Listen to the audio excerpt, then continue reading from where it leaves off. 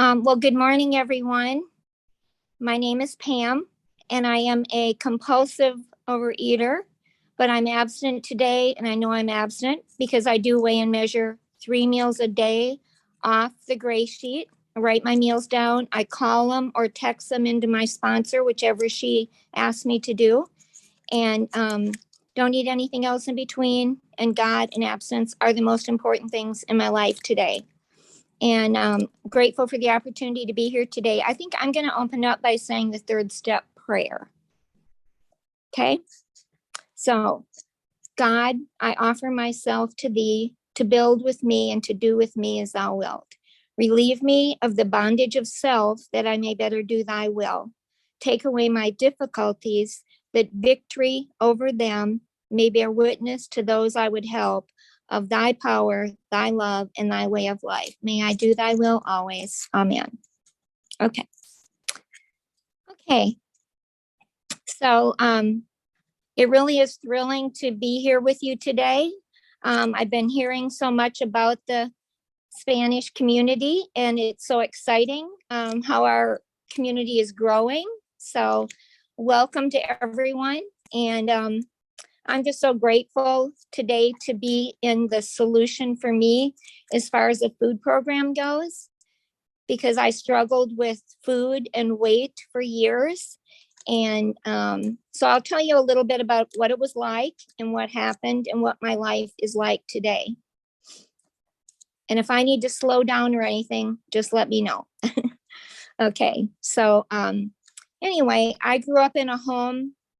I have 5 brothers and sisters. I'm a middle child, and I think I got lost in the shuffle often. And we didn't really talk about things or communicate things that were going on in our hearts and our minds. And grew up with a lot of insecurity and fear. And it just the way it is. But anyway, and I also grew up when I was young, I wasn't interested in food. My mom was worried about me because of that. I was very tiny. And then about age 12, I took a turn and became very interested in food. And I started babysitting actually a few years before that. And I started spending my babysitting money on sweets and treats. And we had plenty of it at home. My mom was very tiny and she was a smoker and she loved sweets. So we had a lot of sweets at home. But I felt guilty because we have a big family and I always wanted more.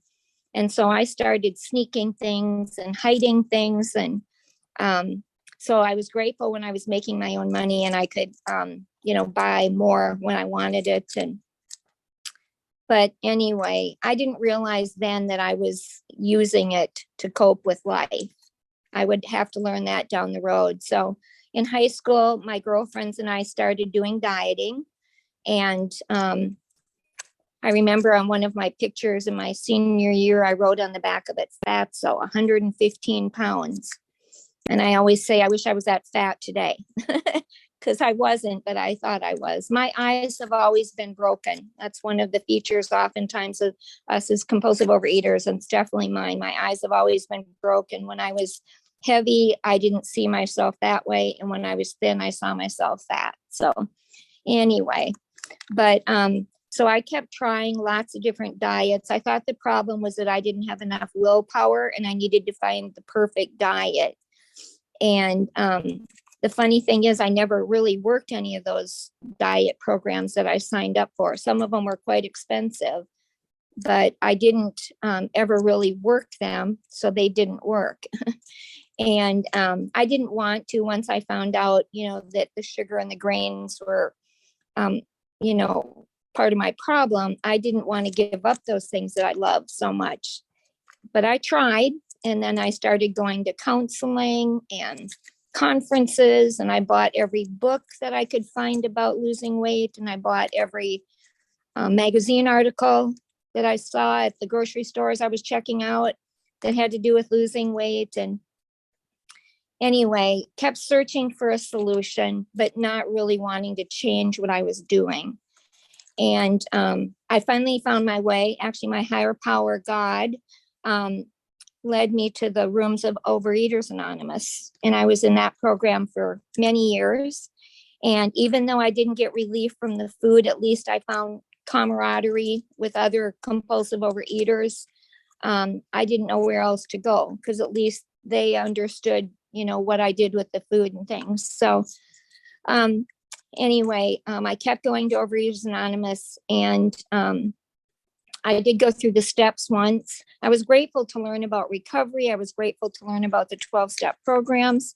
And I was grateful to learn that it's not a moral issue, and that I do have an allergy to sugar and grains. And when I put a bite in of those foods that I'm addicted to, I can't stop eating them. And, one's too many and 1,000's not enough, as we say. So anyway, I kept going to Overeaters Anonymous, but still kept looking for a plan. And every time somebody came into the group and had a new plan, I'd try that one. And then one day a woman came in and she started, actually she'd been coming, but she started talking differently. And then she let us know that she was doing GreySheet. And so I asked her about that. And I actually even got a copy of the GreySheet, got a sponsor, tried it for a couple of weeks, got a little glimpse of how my life could be better, not eating those foods that I'm so sensitive to. But then the disease kicked in and told me, you're not that bad. You're not that desperate. You don't have to go to that extreme. And of course, I just wasn't ready. So I just went back to trying different things and getting more miserable, basically. I had to be in a lot of pain. I had to be desperate. So then in December of 2008, on the 29th, actually after spending Christmas Day in bed, crying and eating and listening to the marathon meetings, so that was the 25th. And then on that Monday, and I don't even remember how many days happened in between there, but I got on a 7 a.m. meeting. I had been listening to the phone bridge meetings for several years. And I know that God was working, and using those meetings and those messages to draw me to this willingness to surrender to him and to this plan that he had for me. So anyway, I got a sponsor that day, December 29th of 2008. And by God's grace, one day at a time, have been weighing and measuring my food. And it's been a wonderful journey. And it's such a miracle. And it's always a blessing to be able to share the miracles and the gifts, that God has given and continues to give as I keep giving him this area of my life. And, I can't, God can. And I pray that I'll just one day at a time keep letting him do for me what I could never do for myself. So I'm maintaining about 110-pound weight loss now for 13 years. I just celebrated my 14-year anniversary, December 29th. And so I was wearing about a size 22 or 24. And now my weight is pretty consistently about 130. And I'm 68. So I'm, getting up there in age. So I always wanted to be 105, but that's okay. I'm good with a size 8 or 10 versus a 22. So anyway, and I realized that it's not even all about the weight, but it was all about the weight that got me on this journey to, just learn so much more about God, my higher power, about myself, about life. I got a voice. I never had a voice. I didn't know how to ask for what I needed or to share what was going on. And, I got a voice. So I asked for what I need. I asked for help. Having a relationship with a sponsor has been such a blessing. And I've had several wonderful sponsors. Every one of them was just what I needed at the time. And so I work the tools of this program. I write my food down and give it to my sponsor every day. And I get on a lot of meetings. And when I first got abstinent, I was on about 5 meetings a day. because I just really needed to keep being reminded of why I was doing what I was doing, and that I wasn't doing it alone. And so I get on meetings today still, and I make phone calls, and that's, so that I don't isolate, because this is a real disease of isolation and hiding out. And so I do, continue to get on meetings. I make those phone calls. Sometimes I get to talk to someone, I just leave a message, but either way, it's okay, because I've taken the action step. I've reached out. And I did go to some retreats, Nashville, Tennessee, that area had a, not really Nashville, but it was in Tennessee in the mountains anyway. I went to a retreat several years every summer when I first got abstinent. And that was wonderful to be able to spend a few days with other GreySheeters doing what we do. And then I live in South Carolina, and we started a live meeting about a year after I got abstinent. And so for about 7 years, we had a live meeting every week in one of the people in the group, their home. And then we did a retreat every year. And we would usually have about 30 people come from around the country to our GreySheet retreat. And that was such a blessing. We live at the ocean. And so, we would walk on the beach and just share our meals together and listen to people share their stories and, just share recipes. And it was wonderful. So retreats, meetings, phone calls, of course, sponsoring. And so I, sponsor other GreySheeters, and, we're encouraged to give away what's been so freely given to us, and we can't keep it if we don't give it away. So, and then doing service. And so I usually try and have a meeting that I'm leading. And then I usually lead a relapse and recovery meeting. And then I also love to be a booker. And so I always have a booking position for one of the meetings. So I'm getting the speakers like Marcella did today, and I appreciate that. But that's a great opportunity and encourages me to reach out to new people and congratulate them, and to, just stay connected with our community. And so I'm booking one of the 5:30 a.m. meetings right now, which is challenging because I'm not a real morning person. But I decided, rather than to change my mind, because it's hard, we can do hard things as GreySheeters, and we can do new things, And so I'm just asking God to help me to go to bed earlier that night for that early morning meeting, and to help me to find people that also don't mind getting up early.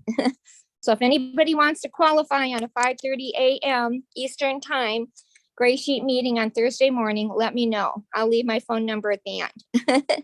But anyway, the miracles just keep coming, I'm grateful for so many things in my life. I'm single, haven't been married, don't have children. I always thought that would happen, and it hasn't. But, I would only want that if that was God's plan for my life. So I'm living out a full life as a single person.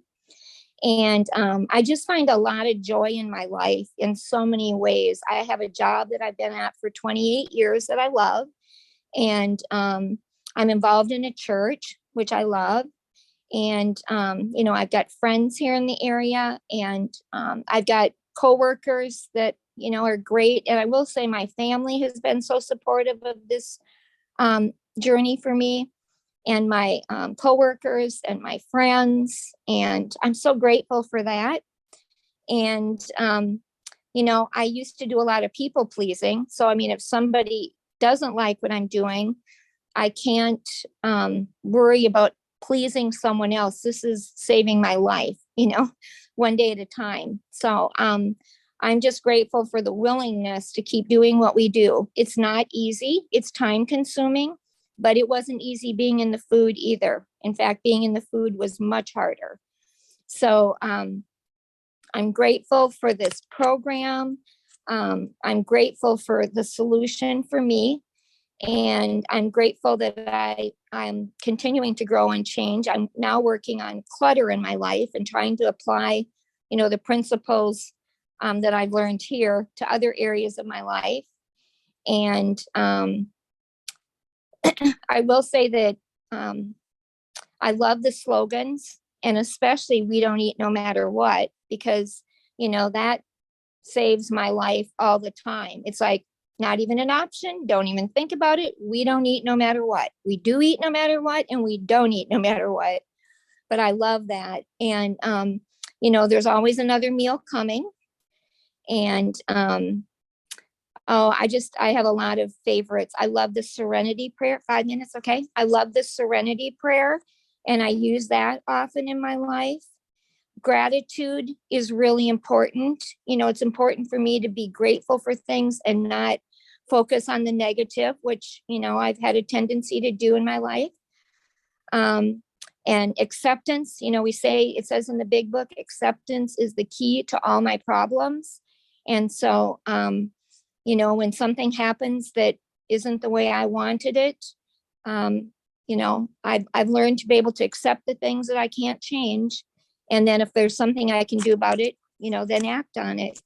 I'll give you an example. I went home this summer to visit my family and got COVID a couple of days after I got there. And I hadn't had it, almost 3 years, hadn't seen my family in all that time. And I was at one of my brothers and staying with him and his wife. We all 3 got it. And so I didn't get to see my family except for them the rest of the time I was home. And that was sad. I have a huge family. But you know what? Acceptance is the key. And so we made the best of it, and we enjoyed the time we had together. We prayed together. We played games, and I had my abstinent food, everything I needed before I even got sick. I had been to the store once I got there. And so that was so amazing, because I had that consistency still in my day. I got on meetings, and by God's grace, didn't have too many symptoms and stayed abstinent. So anyway, what I wanted to do is I think I'm going to wrap up there, except for I want to just read the promises because they're really important to me too. So I'm going to read those as I wrap up, but thanks. So the 12 promises: if we are painstaking about this phase of our development, we'll be amazed before we are halfway through. We are going to know a new freedom and a new happiness. We will not regret the past, nor wish to shut the door on it. We'll comprehend the word serenity, and we will know peace. No matter how far down the scale we've gone, we will see how our experience can benefit others.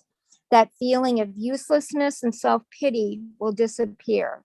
We'll lose interest in selfish things and gain interest in our fellows. Self-seeking will slip away. Our whole attitude and outlook upon life will change. Fear of people and of economic insecurity will leave us, and we'll intuitively know how to handle situations which used to baffle us. We'll suddenly realize that God is doing for us what we could not do for ourselves. Are these extravagant promises? We think not. They're being fulfilled among us, sometimes quickly, sometimes slowly. They will always materialize if we work for them. So, just in closing, I just want to encourage, whether you're new or have a lot of time, keep coming. We do this together. This is a we program, and grateful to be here and share a little bit of my experience through doing GreySheet. So thanks for letting me share, no matter what.